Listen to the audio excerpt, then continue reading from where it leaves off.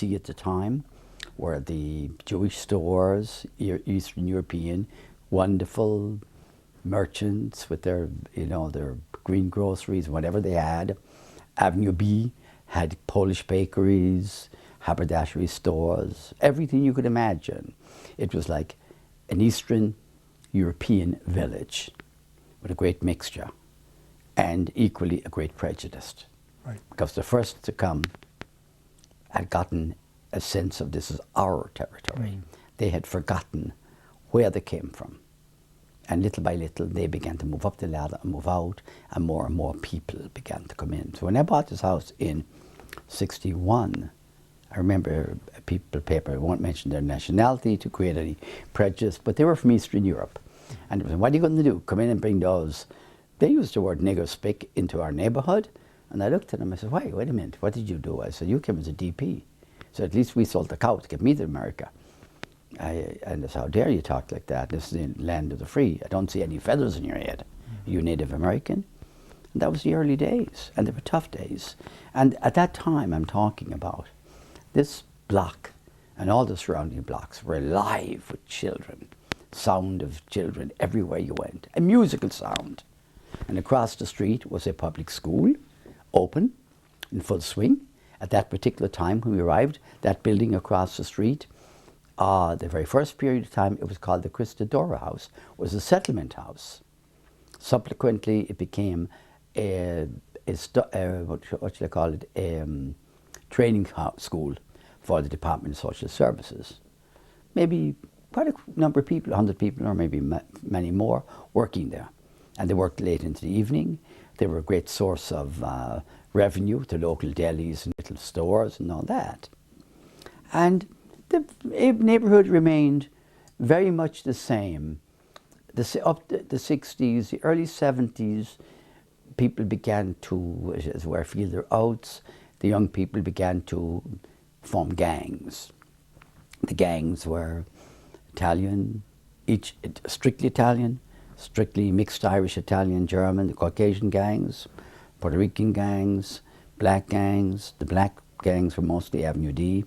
They were known, if my memory serves me correctly, as the East Men. You had the Dutchmen down by Houston, and you had the Assassin Lords on 9th Street. You had the Untouchables on the 11th Street. And they were all out there when we were here. I was saying to myself, what's going on? Like international war? So I remember getting together with these kids and challenging them and saying, hey, why are we all fighting each other when we should be fighting the common enemy, poverty, unjust landlordism? I say unjust, not the just type. Now you have to admit in those times, and I'm going to say something, Paul, that most people will not agree with and may be scandalized by, but I lived it, so I can say it. The biggest curse that hit Lower Manhattan in the early days was rent control.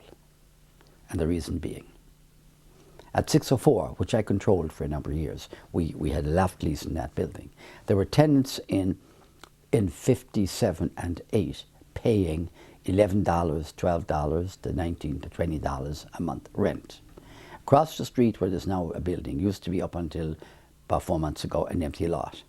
There were two buildings owned by the most lovely little couple you ever imagined, two Eastern European Jews. It was a cold water place with, what do you call that, coal furnaces. I remember a lady coming over, Bessie, saying to me, oh Pat, could you go over and talk to Abe, and we're not getting enough heat, we're not getting enough water, and so on. And I said, how much are you paying a month, Bessie? $9. You're paying $9 rent for a railroad apartment? What, honey, what, darling, what do you expect? So I spoke to them. And they said to me, I'll tell you what I'm going to do for you, young man. You look like a crusader. From not exactly my part of the world, but from Europe anyway. I'll tell you what I'm going to do for you. I know you need a space for hanging out or to store things. You can have one of my empty stores. If you'll have your boys across the street take care of my building, take care of the stoking the fires and throwing out the cinders or put bones on the wall for that, and you collect the rent, and at the end of the month we'll share the profit. That was, I saw the twinkle in Abe's eye, and I said, this is great. I'm getting a little job and my boys will have work. Come the end of the month, we owed a lot of money, by the time we paid for the coal, there wasn't the building was not generating enough money to pay just the basic expenses. That was the result of rent control. Now, there were people who worked in the post office. They worked in building maintenance and so forth before Local 32B came into being as a full union. People who worked for $35 a week within a number of years of my early days here. Their salaries went from 35, 45 a week up to 150 to 200, 300, but the rent remained the same. Con Edison didn't give you a break in your electricity. If you did manage to have a telephone, you had to pay the full price. So there was an imbalance. And I studied the meaning of rent control. It was meant as a wartime measure. Mm-hmm. The war was over. Yeah. So the war was over. And a lot of decent, hard-working landlords had to give up their property because they were not making a reasonable rent just to keep it open. Now, there's a particular scandal, a sin the City of New York Building Department committed against landlords. It was this. They would force people with all kinds of fines, force them like those bathrooms in the hall, put in metal self-closing doors in all the hallways. Certain things they demanded as time went on. Extra inside bathrooms were in the hallway, without allowing them enough increase in money to get back their investment. So really they were paying for things they couldn't afford. So abandonment crept in. Now, Paul, with abandonment crept in a lot of trouble, empty buildings, people hanging out in them, gang groups and so forth. But the injustice I was talking about was, if the City of New York decided to take the building over temporarily, went into receivership, they immediately increased the rent to the amount, $20 went up to 40, and they told the tenants, you've got to increase your rent in order to pay for your utilities. And it was they automatically, almost like a kind of eminent domain, increased everybody's rent.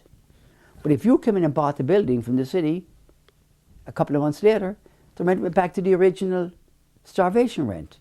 It was like the most insane thing imaginable. I've heard things like that. Yeah. So Father, now, I was going to ask you to talk about your connection with St. Brigid's. Okay, now I'll get to that for you. So then anyway, and that's a very interesting point you bring up about St. Brigid's.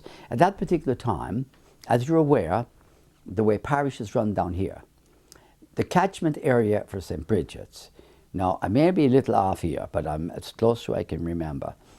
To my recollection, the parish of St. Brigid's covered Avenue B over towards D, from the south side of 10th Street down a certain number of blocks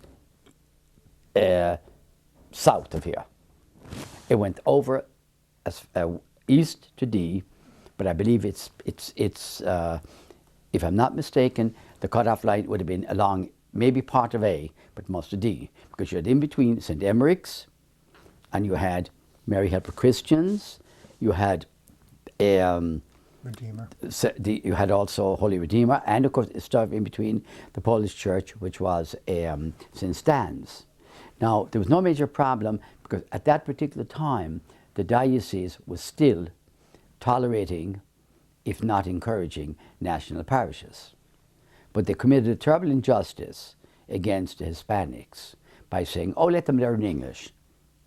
The Irish could bring their priests, the Poles could bring their priests, the Italians could bring their priests. The Hispanics didn't have priests, they were coming from the islands. So that was a neglected group for a period of time. Thank God in time, Holy Mother caught up and realized that these children were not being well cared for. They were like stepchildren. Now, to go to St. Brigid's.